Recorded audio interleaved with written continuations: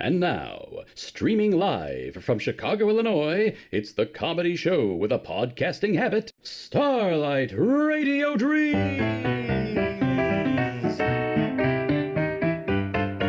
Tonight's episode is Season 5, Episode 7, the Lusty, Musty, Crusty, Thrusty month of May, featuring Uppington Parish, Zootheosis Episode 3, St. Spoip's Day, Butterfly Kisses, Writer's Blockade, Meet the Frankensteins Episode 2, Making Something of Yourself, and Maypole Day.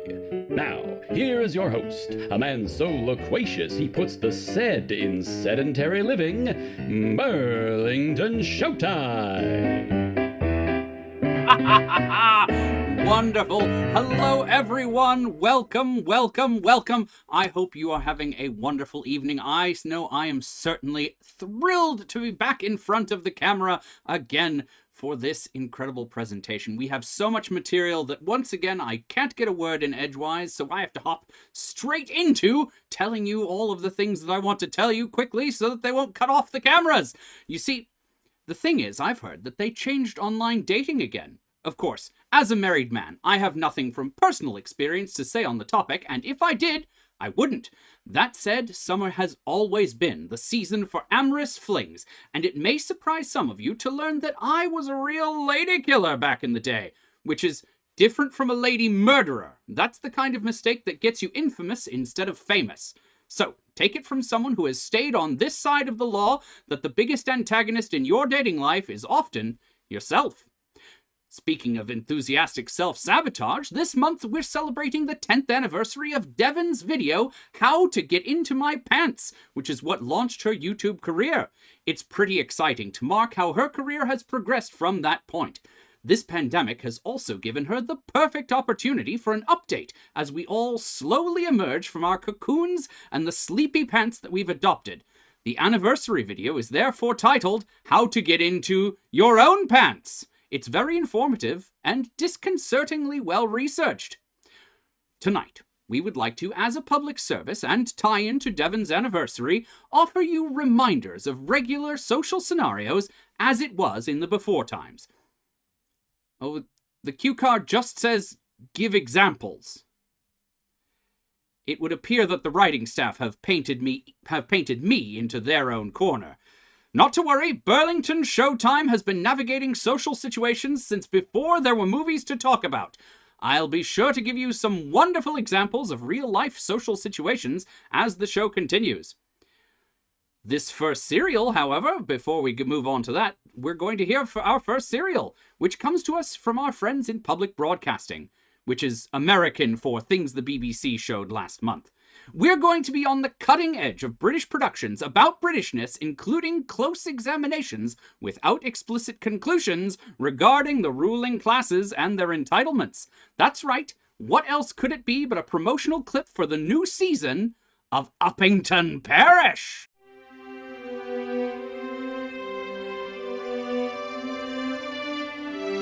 Prepare for a return to a more elegant time with the Showtime Podcasting Network's 4th season of Uppington Parish. It is a privilege to serve at Uppington Parish and an honor to serve the Fellows family. The sets, the costumes, which admittedly you can't see because it's a radio show, but still, even so. Oh, what a gorgeous dress you've made, Angie.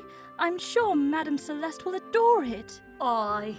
You're too kind. Let's just sit and admire it in silence for a moment, why don't we? Well, all right. Will Julie, the idealistic chimney sweep, be able to help save the parish? I may just be an idealistic young chimney sweep, but I love this parish, and I shall do anything that I can to save it so long as it's chimney-related. Will Carl, the curmudgeonly driver, learn to respect the Fellows family and all they do? This parish is a blight on the countryside, I say. A blight!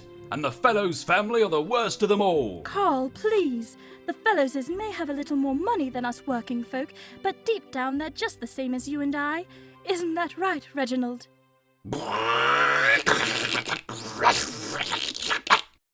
Well, I do beg your pardon, sir. I hadn't really considered that. Oh, I agree, Reginald. I mean, sir. One big, happy family. Can Cecil the butler put a stop to Master Fellow's ruinous generosity? But Master Fellows, your son Reginald says that if you contribute half of your tithes to the orphanage, Uppington Parish's incomes will be reduced to a mere £40 million a month. Can you even live on such a supply?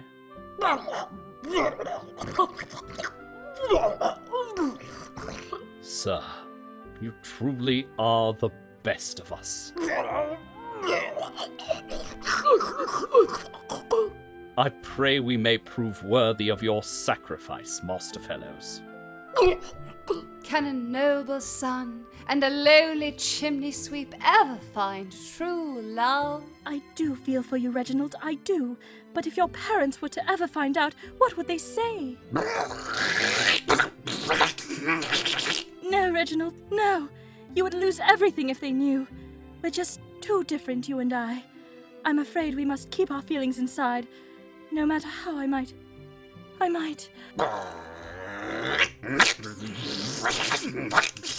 Oh, Reginald! Coming this autumn, prepare for a return to elegance. Let's look at this dress for a while too. Oh, that is nice. A return to responsibility. The baby is coming, young Master Reginald. It's coming right now. Go to her, sir. Are you a man or a beast? A return to battle. The landed gentry are a parasite sucking our country dry. Master Fellows, how can you possibly defend your actions?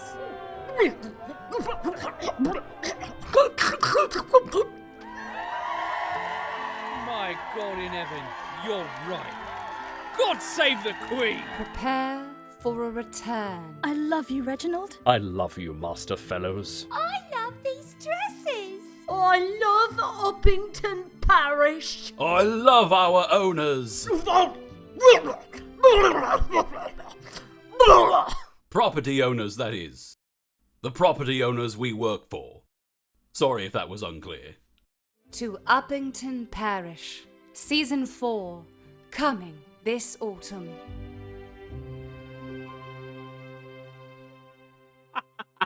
It does seem as though the class divide is becoming more and more pronounced in those productions. It may take an industry insider to notice it, but you can take it from me. Now, the writers have asked that I regale you with some of the advice from my long history of interpersonal communications in the real world, specifically as regards situations you may encounter in your everyday lives. Now, I've racked my brains, and I think that one of the most challenging is, of course, the position one is put in after dining. After a long night of being charming over a fine meal, I find that the energy simply isn't there as you wait for the valet stand for your car to come round. But that is the place where you are most likely to be recognized by an erstwhile student of classic cinema or a fan of B-movies, which did make up the bulk of my mid-career. Of course, you pose for a couple photos, you do the iconic pose from the climactic battle of the spaceman ate my dog, but afterwards, do you talk about it? How many questions do you answer? Are you honest about how many secret communists worked on the picture? And how do you make a graceful exit when they bring around your station wagon and all you want to do is collect your wife from inside and leave? I'm out of time, so we'll answer all those questions and more after this next short. And what a short it is. From writers, for writers, and it speaks for itself. So I will allow it to. Here is Writer's Blockade. Hello and welcome. This is Writer's Blockade. Are you a writer with too many ideas? Are you having trouble putting that pen down and getting other things done? This is the show for you. Today's episode goes out to my mystery writers. Writing an engrossing mystery story is so all-consuming that many of our number rent out vacation cabins and turn into Bigfoot for the entire writing process. Of course, this isn't sustainable for most of us who have other jobs. So if you're like me, you may have stopped going to work entirely because you've just got to murder a 19th century aristocrat today. If this is happening to you, do not worry. Writer's Blockade is here to help break you out of your self-imposed jigsaw-style trap. I'm once again meeting my guests out in the real world because screw the literati. Today's first guest is Karn, based upon her Barchuk's cup. Hello, Karn. Thanks for reading my story while you were waiting in line. What do you think? It's Kelly. Well, I just don't get it, you know? Like, if this place was so dangerous, why do people keep going in there? I get that the main character is an investigator, but, like, do they have to keep going back in and looking at stuff? Shouldn't they just, like, get it? You know, like that house guy. Also, I think it should be like twice as long. I don't know enough about any of these people to care about them. Thank you so much, Kelly. Excuse me? I asked for a doppio with steamed oat milk. What is this? That really shook the bedrock of the entire story. I'm not sure if the book has any legs to stand on. Just in case, though, here's a dad from the park outside the Barchucks. Thanks for reading my story, sir. Sure. Sam! Get down from there! I will drive you to the hospital slowly if you break something on those monkey bars again! Kids, huh? Yeah. Speaking of, the main character's really neat, but the sidekick guy, I'm not sure I get his whole deal. Is he supposed to be an alien or a robot or something? He's always got different information from what the investigator has. When did he have time to go get more clues? Now, I'm not going to say that having different perspectives is bad, but being whatever he is isn't a superpower. Frankly, I don't want to know half of that stuff about him. Anyway, you could cut like half of this thing by telling us less about their personal lives. Excuse me, my kid is crying. I've got to get some video for my Facebook. Wow, that was a bit more than I bargained for, but I bet you never want to write anything for the general public again after that. Just to be sure, I've got a very special guest for you this episode. My absolute best friend, Frank. He's always happy to give feedback on all of my work, and let me tell you, he's perfect for this job. Hey, Frank. Thanks for reading my stuff and meeting me in this park. Of course. You know I love your work. This one was super neat, too. I really appreciated that you brought in so much neat stuff from that trip we took to the pottery place when the guy told us about cross-sections and the way glaze sits on the outside of porcelain. Did you base this whole story on that trip? Man, it's like I was there. So cool. I wonder if you could work in a subplot about that technique he told us about adding glass parts on. Oh, and maybe someone could break one of the pieces in the police lockup so that it gets all mixed up with the broken pieces from the crime scene, but that's how they learn that the potter has figured out how to fake the cross-hatching using magnets or something. Oh, and that's why he has that Ming vase in his apartment that doesn't fit with the rest of his life. He's trying to make fakes. Of course, then you'd have to make the museum guy the killer. That wouldn't be too hard to change, would it? Thanks, Frank. Well, I'm certainly off my groove, and hopefully you are too. I guess I can go do the dishes now. This was Writer's Blockade, the only podcast out there to help you put the pen down because you've got other stuff to do. Please make sure you're subscribed and write a review somewhere, you know, once you feel safe using words to convey ideas again. Until next time, carpe diem! That's the beauty of podcasting. There's something for everyone, and no niche is ever too small. That said, apparently well-known aging Hollywood star of a certain age who also hosts a podcast variety show is a niche that contains only me. So the writers have asked that I give you advice instead on things like running into a friend whose name you can't recall, or making small talk on public transit. So how about all of you? Do you have an everyday situation that you can either give advice or ask my advice on? Perhaps I can help with my depth of knowledge and experience. Tell us all about it in the chat. Speaking of awkward situations, segue. Imagine finding yourself stranded among people who treat you like a god and whose very way of life is being endangered simply due to your presence. That one's pretty specific too. It's specific to the Lion Star Fighter crew in our next serial from Zootheosis.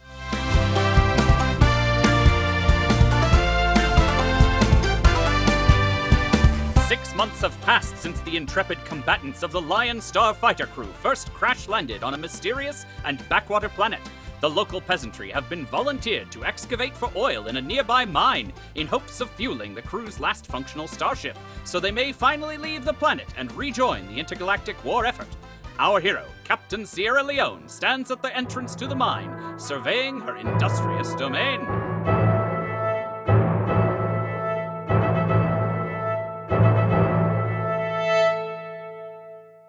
Where the hell is everyone? Cornelius, come in. Come in, Cornelius. Captain, is that you? Yes, it's me. the only other person on this planet with a communications device. Where are all the miners? The miners? Like the people working in the mine? Yes, obviously. Okay, I just wanted to make sure we weren't talking about children. We're not. And then I say something like, children? What children? Uh-huh. And then you say, no, the miners. And I say, right, I imagine they're with their parents, or something like that. I got it. Which admittedly might have been amusing from a distance, but would no doubt have been very frustrating for you, Captain. Yep, that sure would have been an annoying waste of time. Oh, I agree entirely, Captain. So, where are the miners? Isn't Angler in charge of them? Yeah, but she's not here either. There should be a bunch of peasants out here organizing the last load of oil to bring over to you. Correct, yes. We just need one last load of oil. So where is everyone? We're so close to being done. You mean done with the oil? Yes, obviously. Angler! Angler? Angler! Oh, I'm not a dog, Captain. I'm a fish. Why are you still asleep? I'm dying of hunger. I need Quigley to make my soup, and I can't find him. Did you know there's no microwaves on this planet? On this planet with medieval level technology? Yes, I knew that. Did someone say something about microns? Hello? Well, it sucks. Okay, fine. And why were you sleeping under that thorn bush? Because I felt like it, Mom. What? Fine. Have you been down into the mine yet? Mom? Nah. Have you ever been down there? It's like a really long walk. Is someone's mom here? You're supposed to be supervising the miners. Is Angler's mom here? Didn't we hire that Lord guy to supervise the miners? And you're supposed to be supervising him. Doesn't that seem a little redundant? I'm the captain! Well, excuse me, Captain. She does seem overly fond of vertical power structures. Good morning, Angler. Hey, dude. Cornelia says we only need one more day's delivery of crude oil. 1 day! Then we can finally get off this planet and stop interfering with their culture. What was that last part? Doesn't it seem a little late to worry about that? Our primary responsibility is to leave this planet's history unaffected by our presence. Yeah, I read the manual too, Captain, but some people might argue that after crashing on their planet, letting them worship us like gods, and putting them to work in literal salt mines, that maybe, kinda, partly, we sorta already affected their history. A bit. Will you just go down into the mine and see what the holdup is? Wasn't there a lord of some kind in charge of the mine? Just get in there and do your job! I am doing my job. Oh my... How do I mute this thing? I think it's the second button from the... There!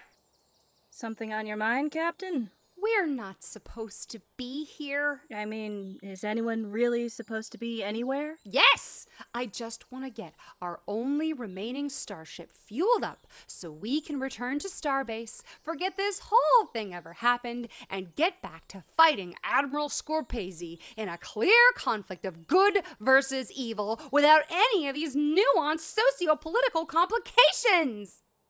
Are you serious right now? And now, everyone's just decided to quit when we're almost done. This is for their own good. Why don't they understand that? I think Quigley said something yesterday about today being Saint Spoip's Day, or something like that. What the hell is Saint Spoip's Day? I'm gonna be bold and guess that it's a day celebrating somebody named Saint Spoip. Why didn't you mention this sooner? Oh, because I didn't want to say the words Saint Spoip's Day.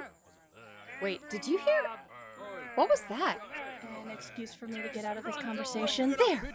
That's a lot of people. Maybe they were doing some kind of holiday celebration thing over in the village. Maybe it's a harvest festival? They got all those pitchforks and broken shovels and lit torches in the morning, and oh, it's an angry mob. Hold, comrades, hold! Forbear, you godless fiends! Rude. Where's the oil? That's sir, where's the oil to you? Hey, Quigley, Yes, me god. you're supposed to be making my soup. Did you know there are no microwaves on this planet? It's Saint Spoip's Day, me god. Stop calling me my god. It's played out. Yes, me fish. Love it. Now who the fuck is Saint Spoip? Silence, you blaspheming beast! So, kill them with laser swords? No laser swords. Why did I even ask? We defy you, so-called lion god, and your fish-faced consort. Oh my god, consort? Really? I'm blushing. What? Nothing, go ahead, you're very important. Where is your supervisor? Oh, what? The guy in charge. Ah, you speak of the landed noblemen who try to force us to work on St. Spoip's Day, that most holy of days. Yes. We killed him. He perished upon my blade. And mine. I got a knife. Me too. That's just a pointy stick. Yeah, but I got a knife. It was me mum's. She stabbed me dad with it. Oh, family heirloom that is. Yes, yes. I have raised this rabble to fight for all that is holy and true. Now, beast, you shall confess your foul congress with the devils of the underworld, and we shall burn you at the stake. You mean, or you'll burn us? Never mind. Look, we only need 1 more day's worth of oil, then we're out of here. Likely story. A likely story. I just said that. Yes, but I said it louder. It's true. Cornelius, come in. Captain Man! Tell them about the oil. Sorry, can you hear me? Yes, I can hear you. Captain, the light is blinking, but I'm not hearing you. Just tell them about the oil. Captain, are you on mute? I am not on... Oh, I'm on mute. Cornelius, tell them. Oh. The angry mob? There's an angry mob? Just tell them that one thing you told me early this morning. Oh, okay. Don't sit on the yellow grass and you won't get that butt rash anymore. You two should really take this act on the road. Choice stuff. Enough words. The time has come for violence. Hurrah! Yeah, stab 'em! For Saint Spoip! For Saint Spoip! For the Gamai people! For the Gamai! Who are the Gamai people? We are! That was my first guess. Have I really been here for 6 months and not even asked you what you call yourselves? Looked like it. It would appear so. That's what I just said. Yes, but I said it more articulately. Never mind. Yeah, that's helpful. Cornelius, tell them what you told me about the oil. Oh! About the oil? Yes! We only need 1 more day's worth of oil from the mine. Thank you. Then we can get out of here. Well, then we can begin the refining process. The what process? The refining process. The refining what? Shut! You told me after we got all the oil, we could leave. Well, no, I said we needed the oil, but we can't just pour the oil into the ship. We need to refine it first. You didn't know that? Yeah, you know that. Anytime you get something out of the ground, you gotta refine it first. Gold, iron, your uncle's hip bone. Doesn't matter. Well, I didn't know that. Pretty basic knowledge. I thought everyone knew that. I knew that. I just didn't say anything. Are you serious? No, I just wanted to sound smart. And how long is this refining process going to take? Well, first we have to build the refining equipment. How long? Well, if it's, you carry the... How long? 6 more months. 6 more months? 6 more months? 6 more months? Sorry, I just wanted to be a part of things. I and my unwashed mass of barbarous peasants will not stand for this blasphemy. Do you really have to call us unwashed, barbarous peasants? It's a little upsetting. Use it. Maybe we should just give them what they want? I am trying to get out of here as soon as possible. This is for their own good. Their own good is best served by devotion to Saint Spoip. No offense, sir, whatever, but I think I know a little more about this situation than you do. You dare! I was educated at the monastery of St. Bootenberry on Slippery Doo, you unconscionable cur that is actually a cat. I put down the rebellion at Dog Steeple. Me uncle was killed fighting at Dog Steeple. So was me aunt. Me parents too. I was counsellor to Queen Ermengarde the Great and King Pladengard the Adequate. Didn't he burn down the church at Crookford upon Weasel? Me mum was in that church. And me dog Pongo. He was very religious. I captured and executed the outlaw Robin Hood, who robbed the royal coffers. I liked Robin Hood. And you would dare condescend to me, the divinely chosen leader of this filthy gang of slack-jawed, inbred, illiterate caitiff clowns? Dude, read the room. Sir Masterby, can we speak a moment? Not now, peasant. Excuse me, did that peasant just call you Sir Masterby?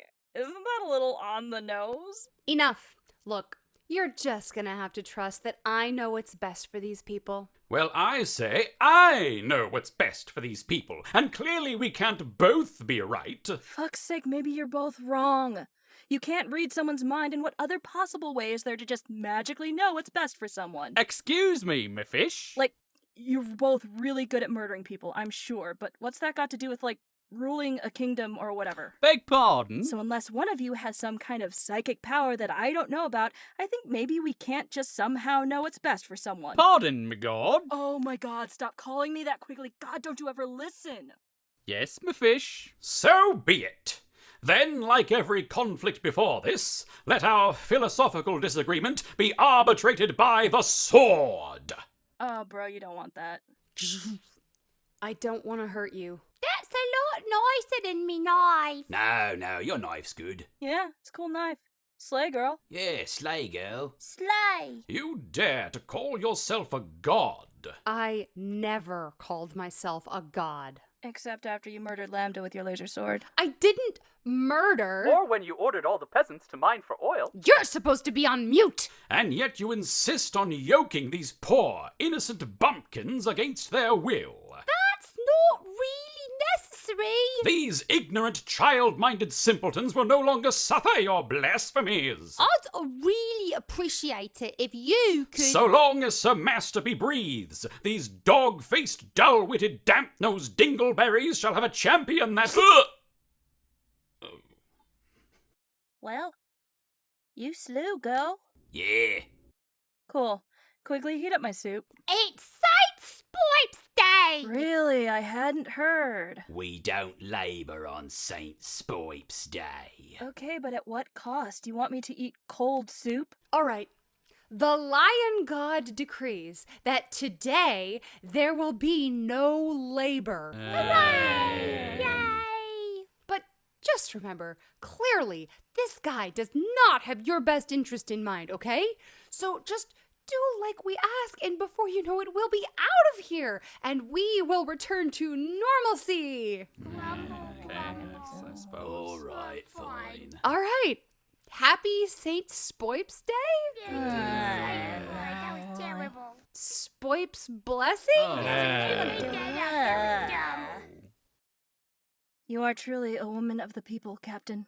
Well, it's just one day. And what does that matter if we're stuck here for another 6 months?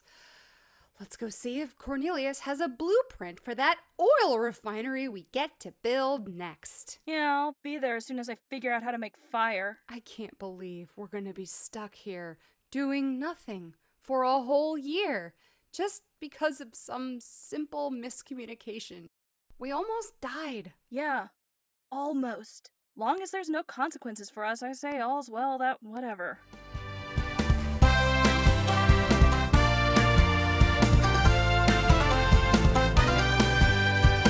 All's well that whatever. Truly inspiring stuff. Tune in next time for another exciting adventure in ad hoc administration with the Lion Star Fighter Crew.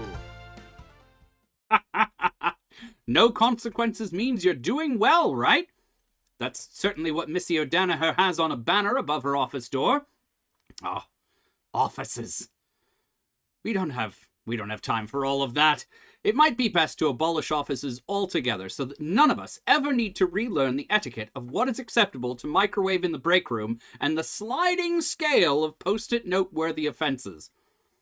Now, this is where normally I would talk about all of the issues that you've brought up in the chat, but it seems like you're all terribly well-adjusted people. So the rest of the examples I'm going to give are primarily for our writing staff, since they seem to need it, but I hope that it will be of use to some of you as well.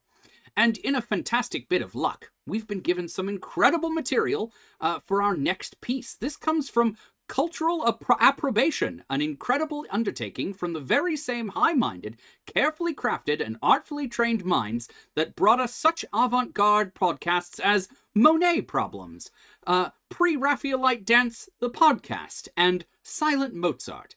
In this new series, the producers have opted to return to theatrical endeavors, which makes a bit more sense given the medium. This first episode comes from Cassandra Rose, an incredible writer whose work is new to the show.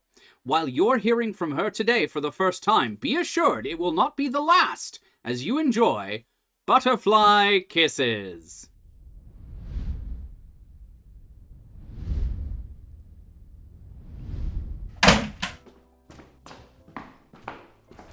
It's here! The FedEx shipment is here! Marco, guess what I got? A life? You're such a kidder, my butterfly buddy. It's something even better. I got you a new best friend. Gerald, you shouldn't have. You see, I was thinking about it, and if you're going to have a monarch butterfly as part of your collection, then you really need to have 2. My king, might I introduce you to your queen? It's a little monarch butterfly humor for you. King and queen, monarchy.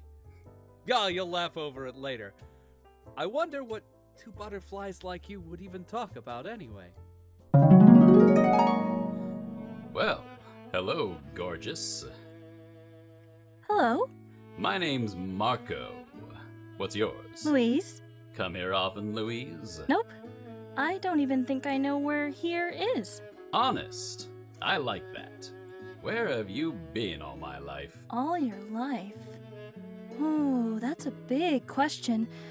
I guess my answer is that it depends. What do you mean? Well, if you had asked me what I had been up to for the past week of your life, I think I could tell you that relatively well. But if you asked for something longer ago than that, that's when things start to get fuzzy for me. I'd also need to know how old you are. And then someone would have to explain the concept of time to me. Yes, the concept of time. So tricky. Isn't it? Especially when you're dead. I'm sorry, I shouldn't have. What? Reminded me that we're dead butterflies? It's fine. I'm fine. It's easier, I think, being dead. In life, it was just so constant, wasn't it? Flat, flat flower, flat, flat other flower, flat, flat, flat, flat, flat, flat. Ah, butterfly net! Right? Butterfly nets are the worst. There aren't any butterfly nets here, are there? Nope, Gerald has horrible hand-eye coordination. Who's Gerald? The big fleshy one with the magnifying glass. Oh, I thought for a moment that you were Gerald. Nope, I'm Marco. Of course you are. Sorry, my brain is so tiny it gets a little mixed up sometimes. Hey, we've all got small brains, but I have to say your brain is exceptionally cute. Stop it. You're going to make me blush. Can butterflies blush? We'll find out soon enough. Ah! What is it? He's sticking pins in me. Yeah, he likes doing that. Why? Just to keep you in place. It's a way of making sure you stay just as you are right now. Well, I wish he'd stop. Does it hurt? Nothing hurts when you're dead, but it feels different. I don't like it. Neither do I. You have pins in you as well? I do, yes. For how long? Well, ever since... I don't know. Oh, the concept of time. What about it? That's what we were talking about before. Were we? I heard once that most monarch butterflies live only 2 to 6 weeks, but then there are these other monarch butterflies that live for up to 6 months. They're only born once every 3 generations, and this 3rd generation migrates all the way down to Mexico to meet up with all the other 3rd generation butterflies. Have you heard of this before? I had. Yes. If there's one thing I regret about being dead now, it's that I never got to find out if I was one of those migration butterflies destined for Mexico. Hey, Louise, guess what? What? I went to Mexico. Really? That's amazing! Wow! A real monarch butterfly from Mexico! What's Mexico like, Marco? Oh, you know, like other places, except warmer. Great. Now tell me more. Well, there's this big mountain, right? And all the monarch butterflies go there. I don't know how they know where the place is, they just do. So you get there, and there are just millions of wings batting around. When it's nighttime, they cover the trees like a second pair of leaves. And everybody is together, and nobody feels lonely. Not ever again. I wish I could have made the migration. It sounds so wonderful. Even the word migration is wonderful. Try it. Try what? Say migration. Okay. Migration. Migration. Migration. Migration. Oh, migration. Migration. Migration. Migration, migration, migration, migration. Migration. Migration. Migration. Migration. Oh God, Louise! I lied! What? I didn't migrate. And I've never been to Mexico. Never? No. I spent my life in a backyard in Sheboygan until a kid put me inside a jar and forgot to put holes in the top. That kid happened to be Gerald's nephew, and now here I am. Gerald? The big fleshy one currently sticking pins in you. Right. Yes, I remember now. I never meant for the lie to go as far as it did. I just wanted to impress you. I'd understand if you could never forgive me. But never feels like a very long time without your smile. I mean, if butterflies could understand the concept of time, that is. I still think you're wonderful. You do? Yeah. I can't imagine anyone I'd rather spend the rest of my death with. I love you, Louise. I love you too. Oh, I wish I could embrace you, darling, but I can't quite reach you. It's okay, Louise. No, it's not. You deserve so much more than what I can give you. But you've already given me so much. Besides, this is just an imagined conversation that Gerald made up. What? This is just an imagined conversation that I made up. There you go. Together forever.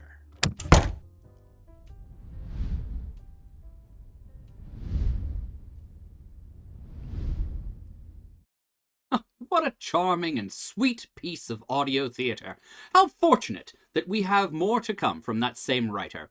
It also segues, oddly, into the next everyday embarrassment that I have to share with you. This one will feel especially foreign after our years of Zooming, after you've finally said goodbye, which is its own extended production in this part of the world, but you find that you and the person that you've just said goodbye to are walking the same direction. That's right, it's coming for you, this situation. It's very real, and you may not remember, but it happened to us all. This is one that challenges a lot of people, and understandably so. You've just successfully ended a conversation. If we're honest, sticking that landing is hard enough. So now, you're either a little mortified about how you said goodbye, or how non-committal you were about the next time you gather. So now you're about to undo all of that hard work and run the risk of needing to repeat the whole process a second time, which will not give you a higher chance of success, I assure you. If you find yourself in this situation, it is essential that you remember the most important thing is do not engage. I don't care if you love this person like a celebrity, or if you did just think of another thing you'd meant to say. Turn quickly the other way. Pat your pocket. Suggest you've left your keys. Circle around the block. Feign your own death. Call it a hit on yourself. Whatever must be done. That conversation is over, and only you have the power to be sure that it stays that way. After all, your friend may not listen to this show. If that's so, please make sure to slide it into the earlier part of the conversation before this all happens. But once it's happened, I don't care. Don't even turn back to tell them about this show and how we talked about ways to deal with this situation. That's not good. No, that's only going to make it worse. We'd love to have them listening to the show. But in that scenario, you're in danger. Never forget it. Speaking of learning our ways through a complicated landscape of personal connections, let's return to a modest apartment above a bustling barbecue restaurant where two monsters have taken up residence. That's right, we have a fresh episode for you of Meet the Frankensteins. Theo and Shelley are just two animated corpses in the big city. They may be products of 19th century medicine and technology, but they still manage to find an apartment and make friends with the neighbors. As they tackle more and more of modern life, it's probably time for everyone to meet the Frankensteins.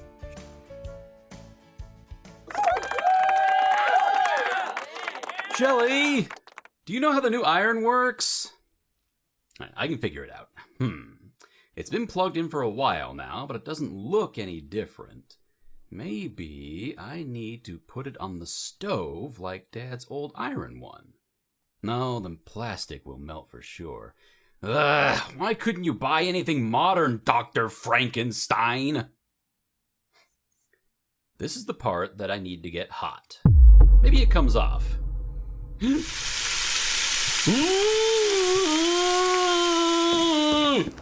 Theo! What's the matter, Theo? And why does it smell like bacon in here? I'm the victim of dramatic irony. Oh, Theo, did you burn yourself on the new iron? Yeah. Well, go in the bathroom and run the burn under some water. Good idea. That seems to be what most of my brains think you should do. Dad, why didn't you trust electricity in your appliances? You trusted it to raise your children. Just keep doing that until it stops hurting, I guess. I guess none of my brains belong to doctors. I'll look it up on the internet. Hello, Dowager. Dad may have been a Luddite, but at least the one computer he owned was made to last. Let's see, just go through the boot sequence, command prompt, Frankenstein.go. We've got another stumper, old girl. Let's ask Mr. Google, what do you do when you've touched something too hot?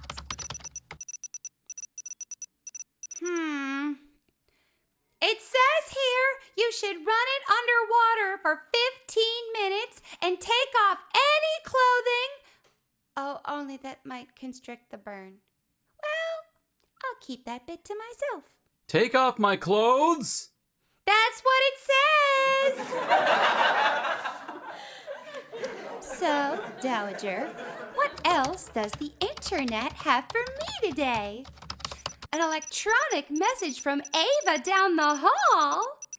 Can I come over to tell you about a job opening at my company? Why, yes, you can, Ava. Oh, right now? Well, that's great. She must be very excited.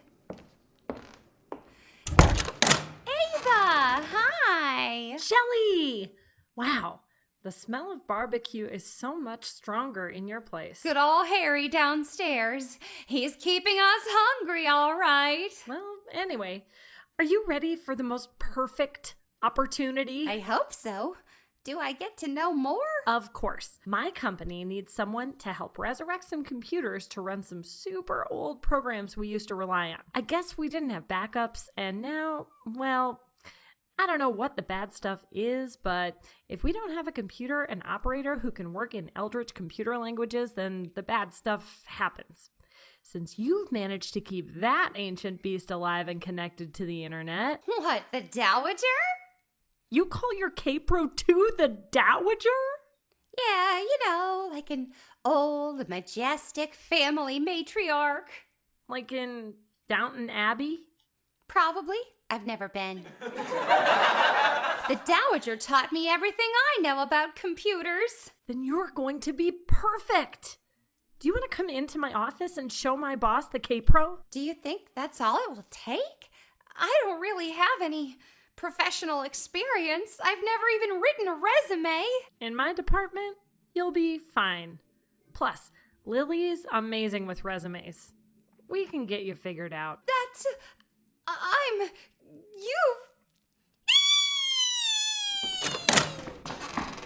Are you okay? Is it the iron? That thing is a menace. Theo, I'm fine. Well, hello, Theo. Ava! I'm so sorry. I burned my hand and I didn't know you were here. You burned yourself? And that's why you're naked? You know, if you burn yourself, you're supposed to remove your clothing in case of swelling. That's true. Good thinking. That's a great tea towel, too. I love the embroidery. Maybe it could be a little longer. Thank you. My dad picked it out for us. I just bet he did. Maybe you should go put on a robe. Great idea. I'm so sorry for that. I can explain. You see, he had an accident. So he's got some scars. Who doesn't? Most of mine are metaphorical, but, you know. You're not freaked out? More about how much you seem to think I should be freaked out. Look, I'll just show myself out and you can take care of that burn. Thank you, Ava. I'll grab Lily and come back in a little while. She can help us whip up a resume for you. That would be amazing. Great. I'll be back soon. Shelley, I don't know what I was doing in there. I don't own a robe. Pants are probably fine for now, but maybe I can buy you one because Ava might be able to get me a job. A job? That's amazing! Yeah, I hope I'm good for it. I'm sure you will be. Theo, you don't even know what the job is. You've got something no one else in the job market does. The brains of several people combined to make one functional cerebellum? That's better than what I was going to say. We do have all kinds of skills we don't even know about, and we learn really quickly. Have you thought any more about what you'd like to do? I was thinking about sewing. That's a great idea. You do love good, neat seams. Dad let me do some of yours, you know. Torso to hips, one of my best. Is that why you were trying to figure out the iron? I almost had it down, too. You know which part is hot now. I think I might have a dressmaker's brain.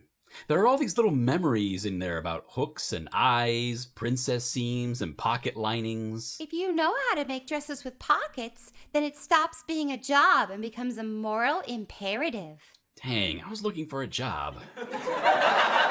Well, you've still got plenty of time before you need a job. We may not need money for a while, but I do feel like we need jobs. That is what normal people do, isn't it? It must be, right? It's how the humans identify themselves. I'm Susan the Butcher, or I'm Pat the Baker. It'll certainly sound better than, "Hi, I'm Shelley, I'm a monster." Well, what do you get to say instead? Introduce your new self. Hi, I'm Shelley, I'm a computer engineer. What does that mean? I guess Ava's company needs something like the Dowager. It's just an old computer. Don't lots of people have computers now? I think she's impressed because it's 40 years old. I did have to put it back together using those old diagrams. That wasn't easy. Are you going to be okay going into an office? Oh, I didn't even think about that. There are going to be so many people in there. Oh, Theo, maybe I can't do this. They're not going to want a monster working in their computer room. But you won't be a monster. You'll be a computer engineer. I guess that's true. We're not so different from the humans. We're made of the same stuff. They don't sense things the way we do, Theo. We feel everything like a raw nerve all the time. We can feel currents of air and electricity that they can't. We can smell more acutely. Speaking of, that barbecue. Focus. I can't, Shelley. I'm not like you. Dressmaker is a much more straightforward purpose than whatever I've got. Well, you got more choices. Dad gave you all the best brains he could find. People with degrees and stuff.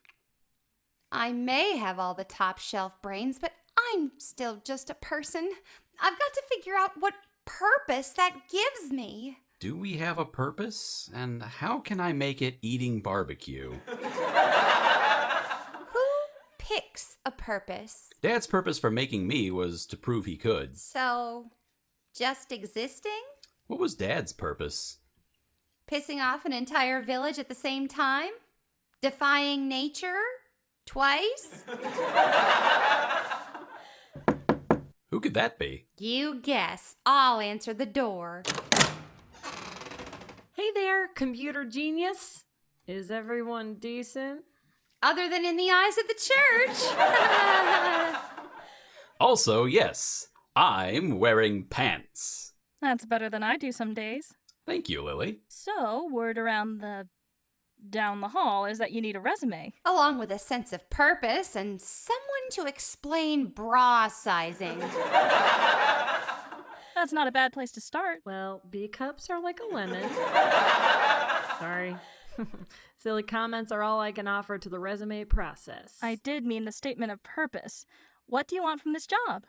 I didn't even know about this job half an hour ago. Okay, so what do you need? A place to live, people who treat us nicely.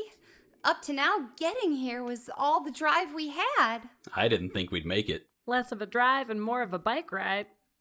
But you made it. What do you think my drive should be? I don't think I can tell you what to want, Shelley. Well, what did you want in a job, Lily? Joy? I needed work to be fun. Otherwise, I would just spend the whole time wishing I was back home making stuff. What about you, Ava? I really like solving problems in code. So, going to work is fun for me. None of that sounds like me. I just want to do stuff until I figure out what I want. Can I say that on my resume? That you want to experience stuff? Yeah. Really? Sure. It's not as though everyone has some grand, predestined purpose behind their lives. Of course. What a romantic notion. Let's do special skills next. Oh, show them that flippy water bottle thing you can do.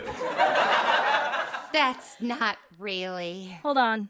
Resumes are made up and all about search words. Mine looks like a Mad Libs. I just took all the keywords and turned them into a paragraph.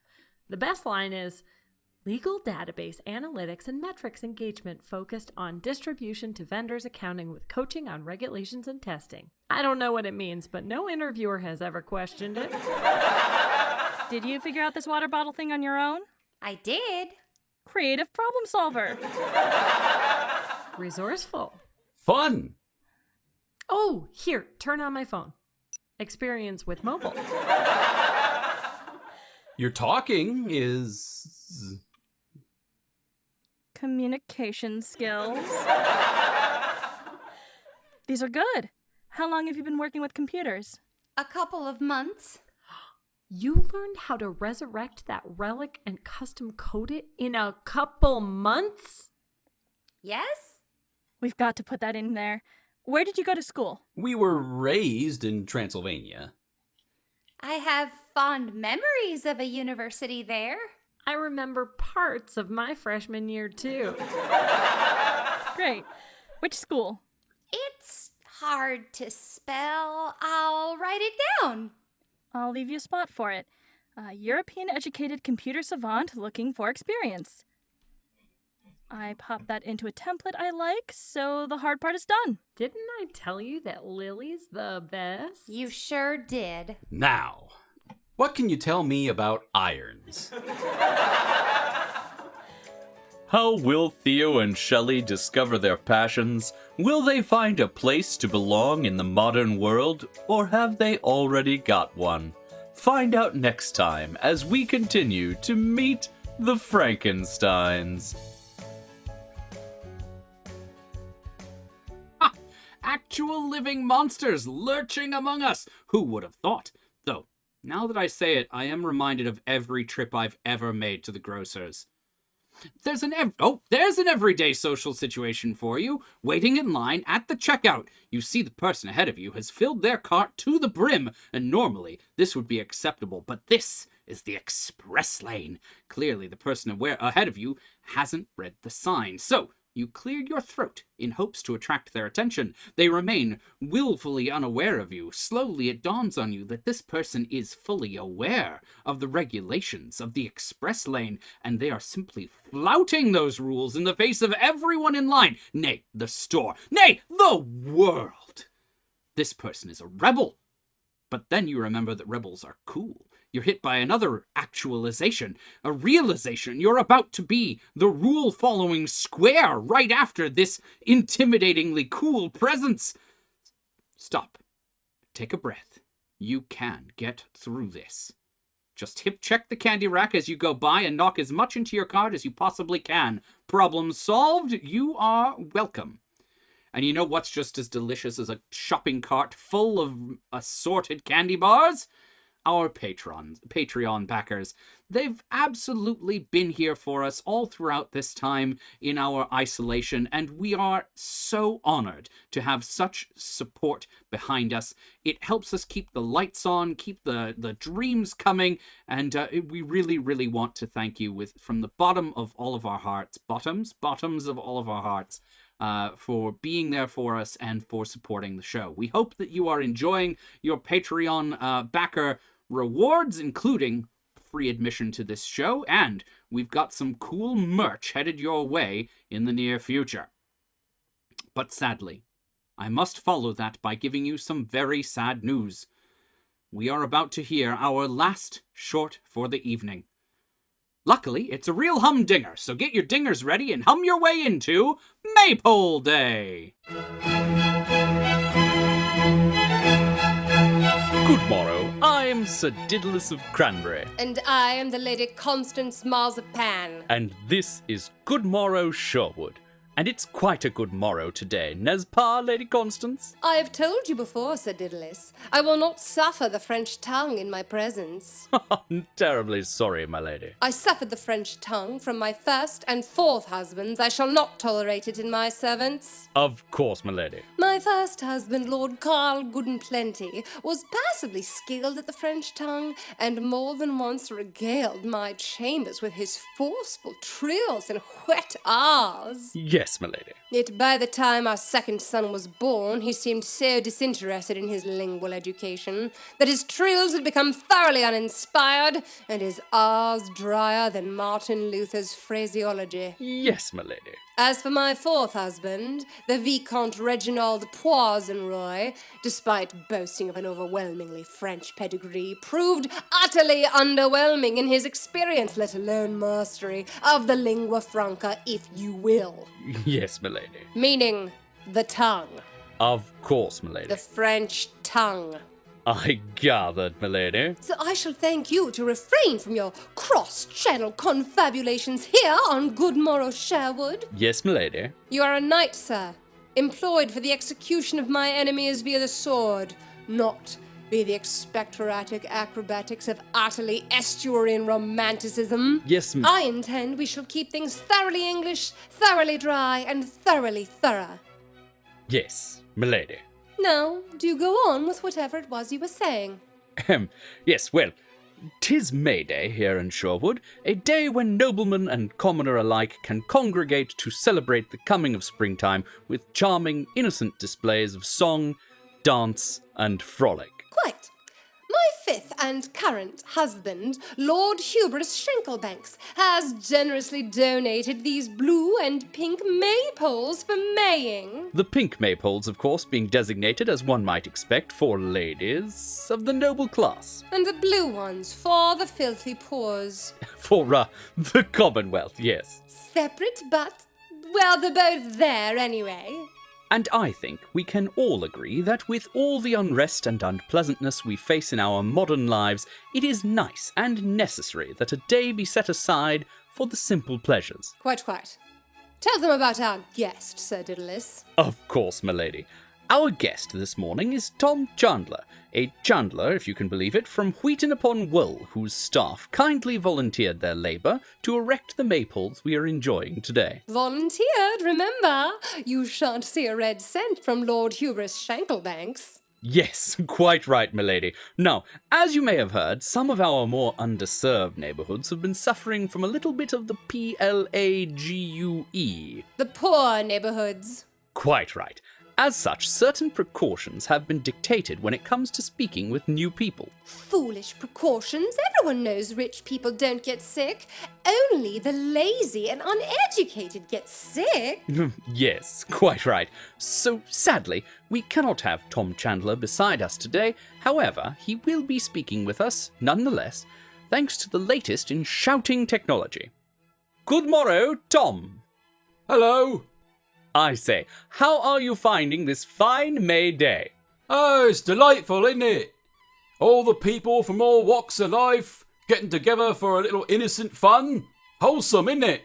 Tell us, how did you manage to set up the maypoles, what with the newest guidelines and all that? Oh, it was easy, wasn't it? They was all volunteers, you know. Just want to get the job done, right?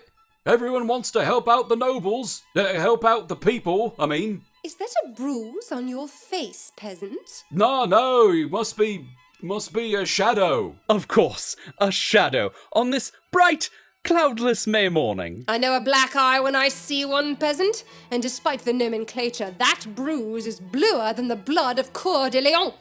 How dare you appear such in my presence? Well, I had a bit of blowback from some of the volunteers, isn't it, Mum? I assure you, Mum is not the word with me, peasant. Sir Daedalus, what sort of guest is this you've brought me? Hardly the creme de la creme, would you say? Yes, milady. I don't recall granting you carte blanche to drag in whatever riffraff you please. Oi!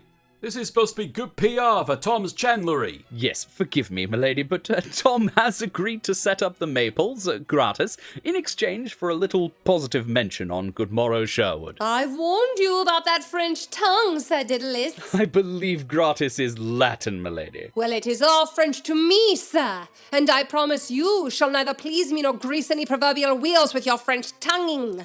Of course, milady. Now, kindly excuse this poor person, and we shall forget your faux pas and return to watching these neatly separated peoples move in circular patterns about colour-coded poles in what is a thoroughly apolitical environment. I'm owed some advertisement. I can't hardly keep my business open with this plague about. Nobody wants to work anymore. They just whine that I don't pay enough, and I force them to work for free, or they don't want to die of plague just for a crust of bread. I need more business, and I'm owed some good PR. You're owed nothing, peasant. Nothing is free in life. Except my bloody maypoles, apparently. How dare you? Sir Daedalus, execute this peasant at once. Milady, I... Toot sweet, Sir Daedalus. That means now. Of course, milady. Oh, wait, what's all this about? I'm terribly sorry. Get away from me. Get away. What about the plague guidelines? Yes, I'm terribly, terribly sorry. I just wanted more business. And now you're going to kill me? True. But to be fair, I am terribly, terribly, terribly sorry. Yes. You there, boy, clean that up. Right away, my lord. Oh, my lord, I am just a humble knight, a working man like you. Okay. Anyway, where were we? The maypole, Sir Daedalus. Ah, yes, Tom, how did... Oh, he's dead, isn't he? Well, the maypoles look nice. They are par excellence, Sir Daedalus. Yes, well, until next time, I'm Sir Daedalus of Cranberry. And I am the Lady Constance Marzipan. And this has been Good Morrow, Sherwood.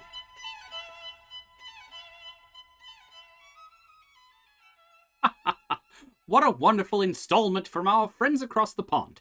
I want to thank you all now for joining us this month, and I hope that I will see you again in the chat next month when we will have a whole raft of new content to present once again. I will also thank all of you for sharing with me some of the awkward situations and odd happenings of your lives, even if you only did it telepathically. It makes the world feel a little more connected and a whole to know that you all share some of the same challenges that I do. Now that I've told you about them, I hope that you will find those situations in your own lives, because it does feel very lonely being me, the hero of your cinephile grandparents. But so, with that, from all of us to all of you, from coast to coast and all the ships at sea, keep laughing, and keep dreaming. Thank you for joining us for Starlight Radio Dreams, the Lusty, Musty, Crusty, Thrusty month of May. Written, directed, and performed by Kat Evans, Jerry McDaris, and Ansel Burch, with special guest writer Cassandra Rose. Featuring the vocal talents of Kim Fukawa and Lisa Burton. The Starlight Radio Dreams theme was written and performed by Arne Parrott. Special thanks to Shore Incorporated for their generous support. Join us in September for another full show of gaffes, goofs, and spoops. Our next live stream, SRD Demonology, Comedy Tales from Beyond the Pale, is coming up on Friday, September 24. So get your tickets now at starlightradiodreams.com. Until then, keep laughing and keep dreaming.